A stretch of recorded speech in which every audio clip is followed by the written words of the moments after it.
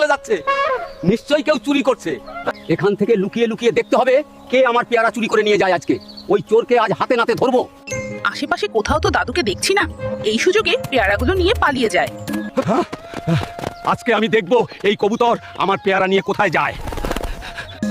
এই তো বাসায় চলে এসেছি, তাড়াতাড়ি ঘরের ভিতরে ঢুকে পড়ি। ও বুঝতে পেরেছি, তার মানে কবুতরটি মা হতে চলেছে, এই জন্য খাবার সংগ্রহ করে রাখছে। হায় আল্লাহ, এখন তো অনেক ঝড় বৃষ্টি হচ্ছে, আমি এখন কোথায় যাব, কোথায় থাকবো? এখন তো অনেক ঝড় বৃষ্টি হচ্ছে, তাড়াতাড়ি গিয়ে কবুতরকে উদ্ধার করতে হবে। কবুতর বন্ধু, আজ থেকে তুমি আমার সাথেই থাকবে, ঠিক আছে? চলো আমার বাড়িতেই চলো। আরে কবুতর, তুমি তো অনেকগুলো ডিম পেড়েছো। তোমার ডিমগুলো দেখে আমার খুব ভালো লাগছে। দাদু দেখো দেখো, আমার কত সুন্দর সুন্দর বাচ্চা হয়েছে। দাদু তুমি কাঁদছো কেন? আমি কাঁদছি কারণ সবাই আমাদের ভিডিও দেখে, কিন্তু অনেকেই লাইক সাবস্ক্রাইব করে না।